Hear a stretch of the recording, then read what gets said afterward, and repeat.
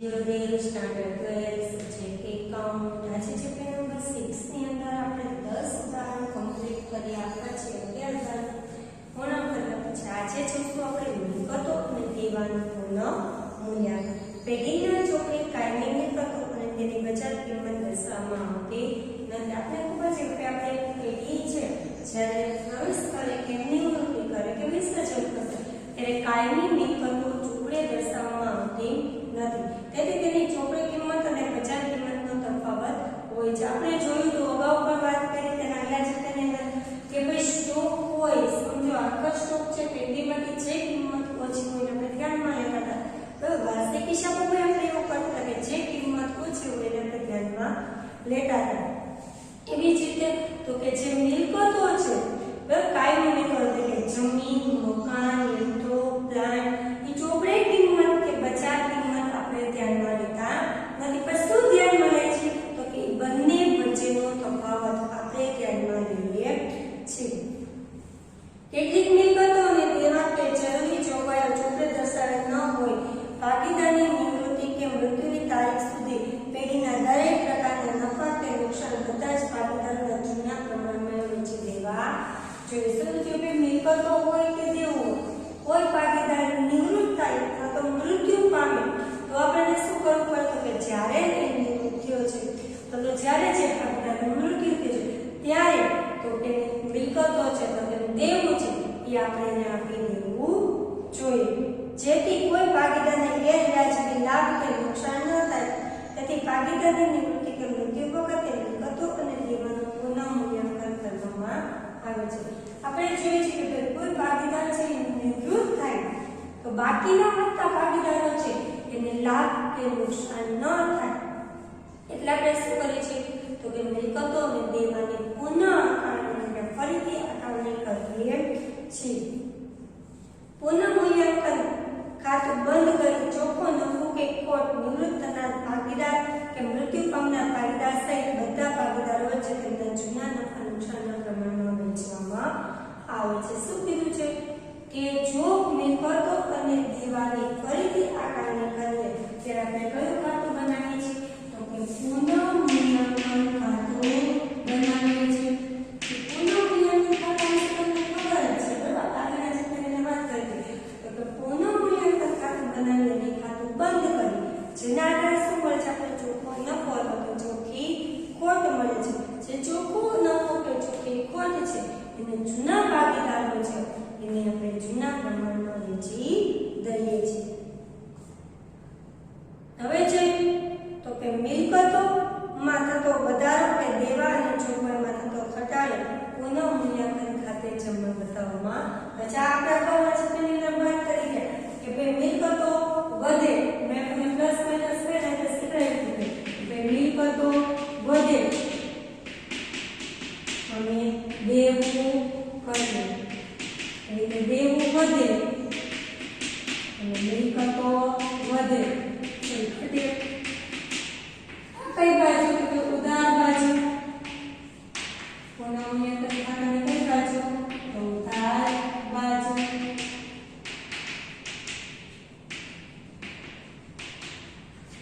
અને પુનઃ મૂલ્યાંકન ખાતાની જમા બાજુ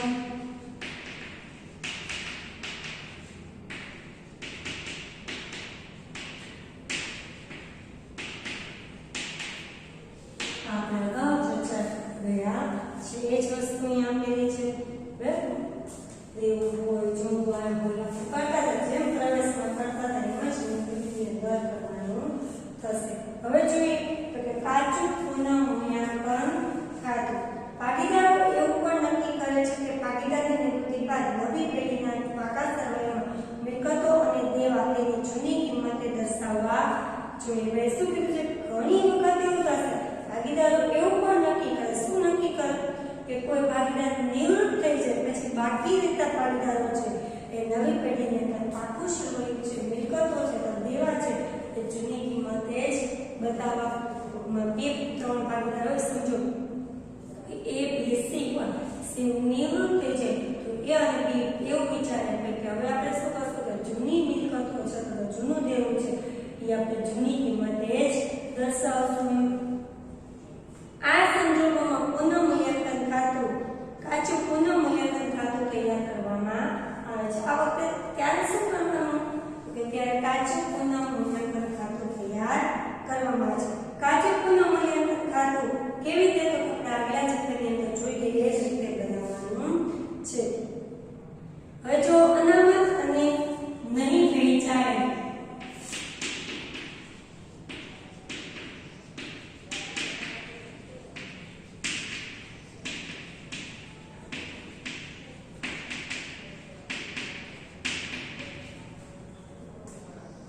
નફા નુકસાનની વહેંચણી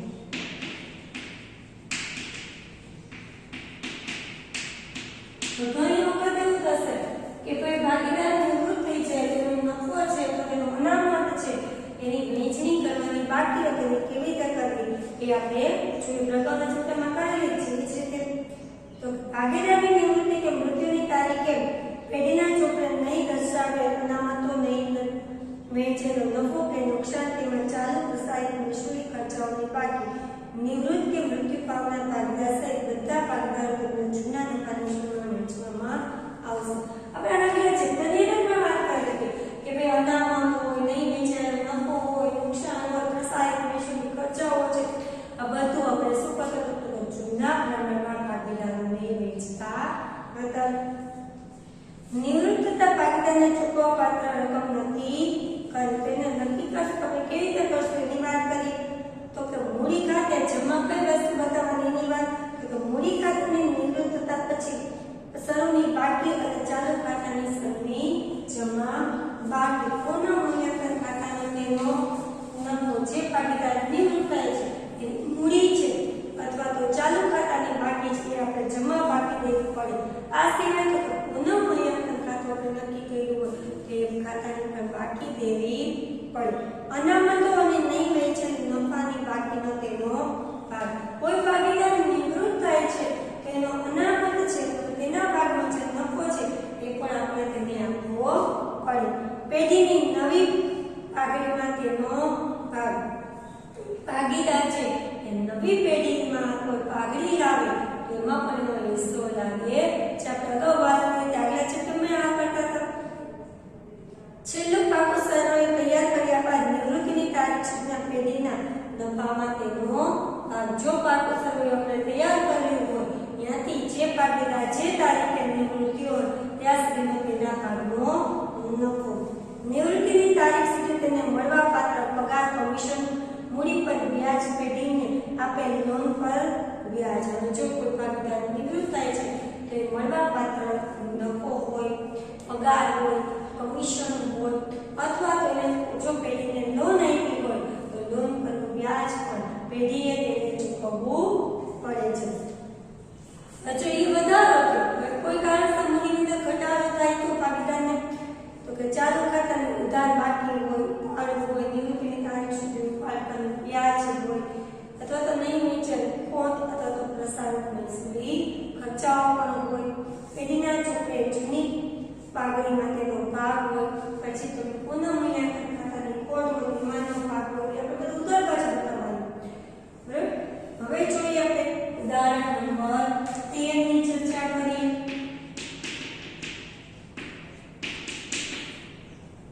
તારીખ 31/3/2016 ના રોજ x y અને z નો પાકો સરવાળો નીચે મુજબ છે। પાકો સરવાળો આપણે જોઈએ તો મૂડી દેવા બાજુ આપી છે કે x ની મૂડી 2 લાખ y ની 21 z ની 1 લાખ ટોટલ છે 4 20 અને 4 લાખ 20,000 સામાન્ય અનામત 40,000 ભાગીદારોની લોન આપી છે y ની 20,000 z ની 30,000 લેણદાર 20,000 કામદાર વળતર અનામત 10,000 મિલકત તેના બાજુ જુઓ પાઘડી આપણે 40,000 જમીન મકાન 1 લાખ નું મણ યંત્ર 80 સ્ટોક 50,000 દેવાદારો 70,000 માઈનસ ખાતે આપી છે 5,000 એટલે કે 65,000 બેંક શિલ્લક 30,000 જાહેરાત ઝુંબેશ ખર્ચ 16,000 નફા નુકસાન ખાતું 20,000 પછી જો હવાલા આપ્યા છે સમજો હવાલા છે આપણે જેમ પાંચમા ચેપ્ટરની અંદર ક્રમ આપતા એમાં જ અહીં આપણે ક્રમ આપવાના છે। મારી સાથે બોલતી જાવ એટલે ક્રમ આપતા જાવ પેન્સિલથી x y અને z 3/3/2 ના પ્રમાણમાં નફો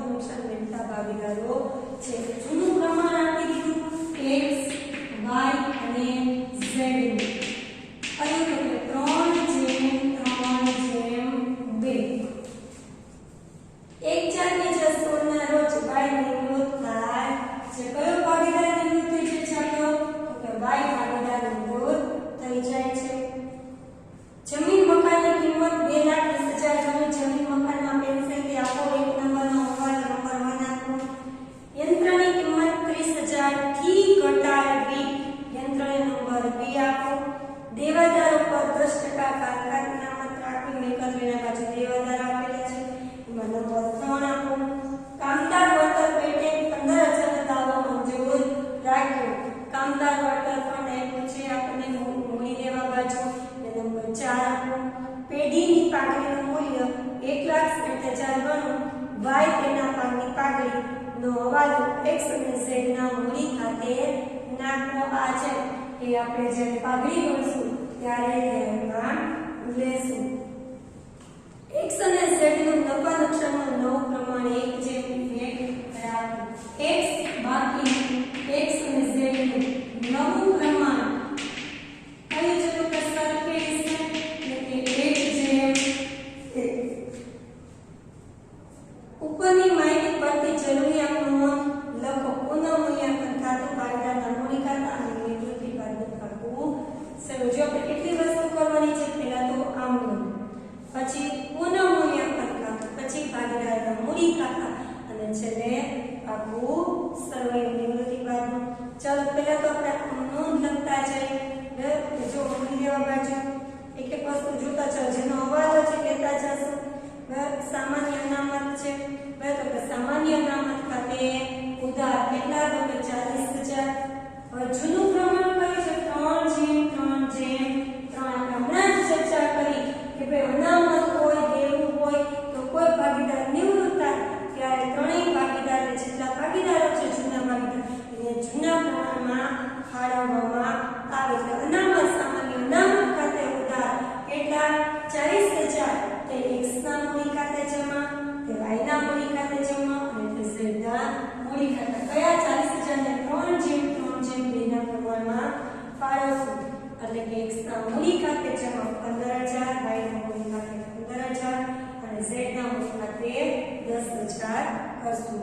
બાબત જેમાં તમને લખતા આવડે છે લખો શું લખશો તો કે સામાન્ય અનામત છે એ જૂના પ્રમાણમાં જૂના ભાગીદારોને ફાળવણી કરી તેના ચલો એના પછી પુનઃ મૂલ્યાંકન ખાતે ઉધાર બરાબર 50,000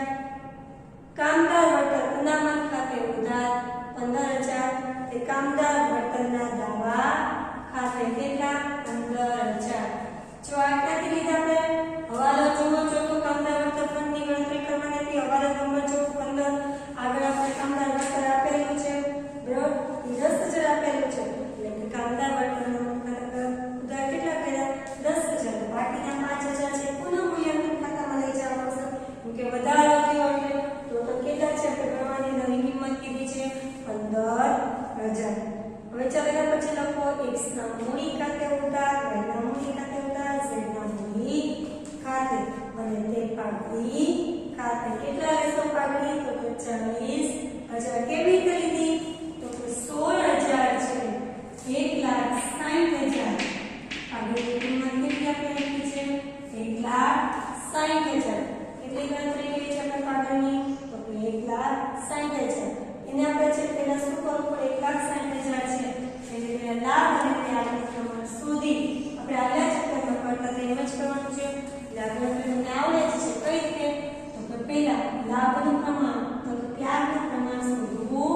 પડે બરાબર શોધી અને ના આધારે 1,60,000 એમાં y નિવૃત્ત થાય છે ત્રીજા ભાગની પાઘડી એટલે 1,60,000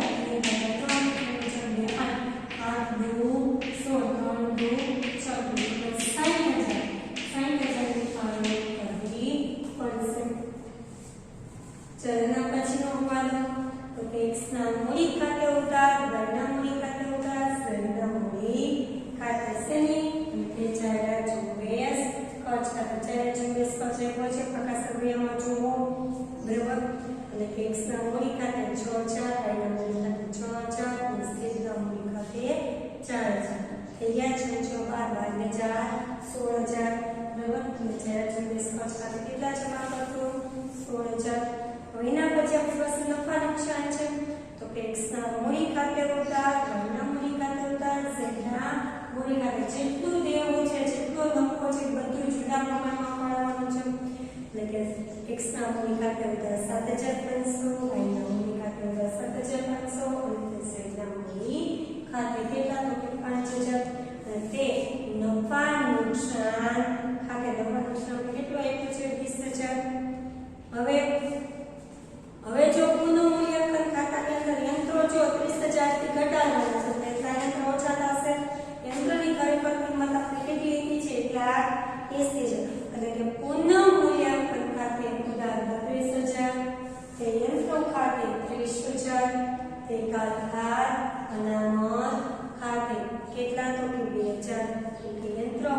વધારો થાય છે 20,000 નો ઘટાડો થાય છે તેના અને ખાતના. પછી જો જમીન મકાન પર હવાલો આપ્યો છે એટલે કે ભાઈ જમીન મકાનની કિંમત 2,20,000 બની. જમીન મકાન છે કેટલા 1,99,000 ટૂંકમાં 1,99,000 ચોપડી કિંમત કેટલા છે બજાર કિંમત કેટલી કરવાની છે 2,20,000 ટૂંકમાં જમીન મકાનની કિંમતની અંદર વધારો થાય છે એટલે કે જમીન મકાન ખાતે ઉધાર 21,000 છે તફાવત આવે તે પુનઃ મૂલ્યાંકન ખાતે 21,000. ચલો બાબત છે માં જમીન મકાનની કિંમતમાં વધારો થયો તેનો. પછી પુનઃ મૂલ્યાંકન ખાતે બસ ઓકે x ના મૂડી ખાતે ઉધાર y ના મૂડી ખાતે ઉધાર તો z ના મૂડી ખાતે. જો આગળ આપણે મેળા છે એટલા તો કે 6,000 ને 4,000 કે પુનઃ મૂલ્યાંકન ખાતે. હવે તો x અને y છે હવે આપણે પુનઃ મૂલ્યાંકન ખાતે બંધ કરશું કા નફો મળશે કા તો નુકસાન મળશે. x ના મૂડી ખાતે y ના મૂડી ખાતે ઉધાર 20,000 ને 40,000 કે z ના મૂડી ખાતે. એવું કે તમારે પેલા આનું લખો પહેલા પુનઃ મૂલ્યાંકન ખાતે બનાવી રાખો એના આધારે પણ શું થાય કે આ નોંધ કરી શકાય. તે ભાઈ જો હવે શું છે લોન આપી છે બરાબર લોન આપી છે આપણે ભાગીદારને જુઓ એ ભાગીદારોની લોન એમાં કોની છે y અને z ની છે તો કે y ની લોન ખાતે ઉધાર 20,000 રૂપિયા કે y ના મૂડી ખાતે વિગતને z ની આપી છે બરાબર y ની મૂડી ખાતે ઉધાર એટલે 20,500 કે z ની લોન. જો તમે પુનઃ મૂલ્યાંકન ખાતું બનાવતા આવડે છે ત્યારે આપણે આગલા ચેપ્ટરમાં બનાવેલું છે ત્યારે તમારે જાતે બનાવવાનું છે. પછી ભાગીદારના મૂડી ખાતે બનાવતા આવડે છે અને લાસ્ટમાં નિવૃત્તિ બાદનું પાકું સરવૈયું તારીખ કઈ આપી છે તો કે 1/4/2016 બરાબર કયું છે ના રોજનું નિવૃત્તિ બાદનું પાકું સરવૈયું.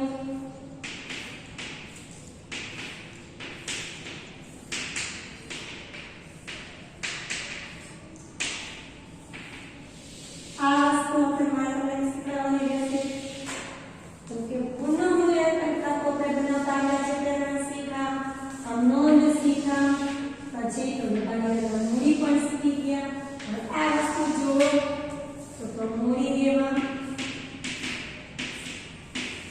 રકમ રૂપિયા મિલકત લેણા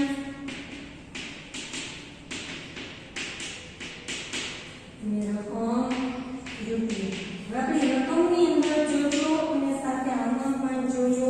હવે કયા છે z છે એ y છે બરોબર એ શું કરે છે તો કે આપણે કોને નિયમન કર્યો છે તો કે હવે એ તમને y છે આપેલું છે x નિવૃત્ત થઈ જાય છે z કદ થઈ જાય છે નિવૃત્ત તો કોણ વધે છે આપણે કોણ નિવૃત્ત થાય છે કીધું છે y અને z નું પ્રમાણ છે બરોબર એક y છે નીકળી જાય છે x અને z નું મૂડી ખાતું બરાબર. તો જોવો આપણે તો મૂડી ખાતા ભાગીદારના મૂડી ખાતા તમે બનાવ્યા છે અને બાકી જુઓ ભાગીદારના મૂડી ખાતા બનાવ્યા છે અને લાસ્ટ બાકી જુઓ x અને z બરાબર x અને z x ને આપણે એટલે લાસ્ટ મળશે 1,60,500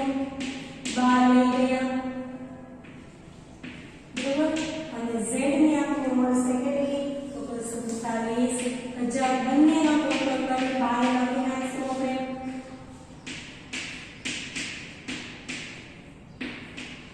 એટલે 2,07,500. પછી જો લોન જોતા જાઓ ભાગીદારની લોન છે આપણી પાસે એટલે ભાગીદારની લોન માં બંને ભાગીદાર પાસે લોન છે બરાબર એક z ની છે z ની કેટલી છે તો 30,000. બીજું જો ભાગીદાર આપણી પાસે તો કે y ની લોન છે તો y અને z બંનેની લોન આપેલી છે અનુમાનમાં લીધી છે 1,10,500. પછી જો કામદાર વળતર દાવો આપ્યો છે આપણને 15,000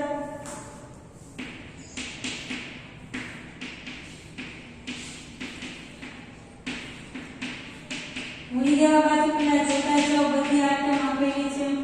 બરાબર.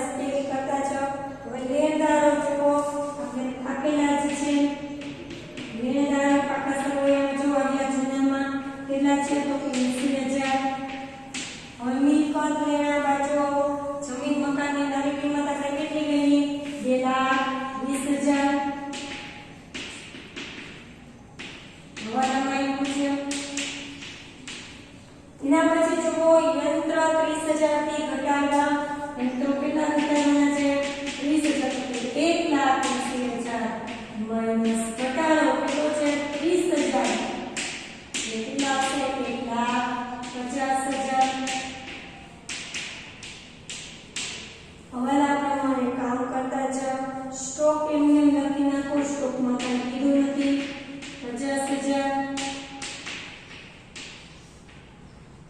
પછી જુઓ દેવાદારો 70,000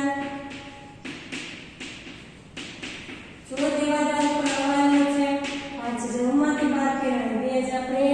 આમ નોંધ લીધી એટલે બોલો કેટલા થયા 7,000 બાદ કેટલી થાય 7,000 આપણે કેટલી થશે 7,000 બાદ કરો એના પછી જુઓ તો કે બેંક સિલકની અંદર કોઈ ફેરફાર થશે નહીં બેંક સિલક કેટલી તો 30,000 રૂપિયા લાસ્ટમાં આપણે ટોટલ લોસ ઓફ કેસની અંદર આખા સર્વેની ટોટલ જે પૈસા આવશે ટોટલ કરો તો મળશે આપણે કેટલું 5,13,000 રૂપિયા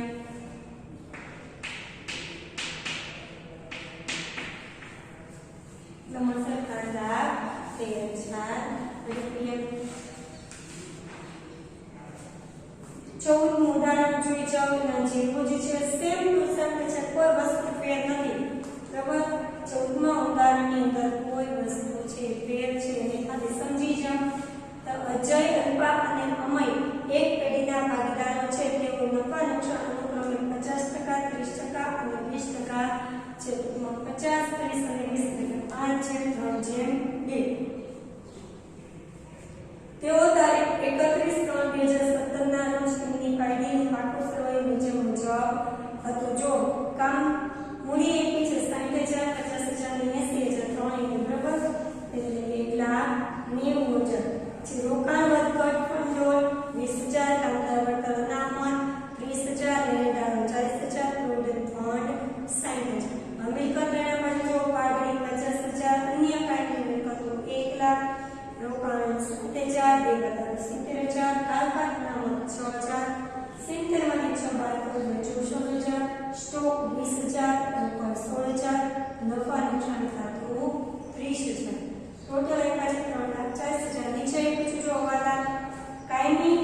કામદાર વળતરનો દાવો 20,000 સ્વીકાર્યો છે કામદાર વળતર અનામત છે એને અનુસરો નંબર 1 આપો પછી છે રોકાણોની બજાર કિંમત 45,000 છે જે ચોપડે લાગુ રોકાણો જો 60,000 આપ્યા છે સામે રોકાણની ભંડોળ આપ્યું છે બંનેની અંદર ઉપર 2 આપવા પડશે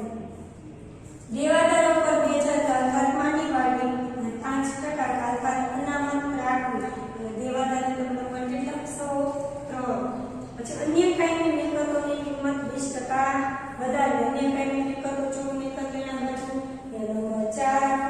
ચોપડે દર્શાવેલ સ્ટોકની કિંમત તેની પડતર કિંમત કરતા 600 રૂપિયા વધારે આપવામાં આવી છે જે પડતર કિંમતે નોંધવી સ્ટોકની અંદર નંબર આપશો કેટલાનો 5 પેઢીની પાઘડીનું મૂલ્ય 1,00,000 ગણવું એ પેઢી પર આપણને પાઘડી આપી દીધી છે અહીંયા આપી ત્યાં પણ પાઘડી આપી દીધેલી છે અજયને રૂપિયા 10,000 વપરાશ ચૂકવવામાં આવે તો કોઈ તો આપણે ભાગીદાર અજય લઈ જશે એટલે ભાગીદારના મૂડી ખાતામાં દર્શાવશું બરોબર પછી અલ્પા અને અમયનું નવું પ્રમાણિત જેમ 4 રાખવામાં આવે અહીંયા જેમ નવું પ્રમાણિત ત્યાં પણ જેમ 4 નવું પ્રમાણ આપી દીધું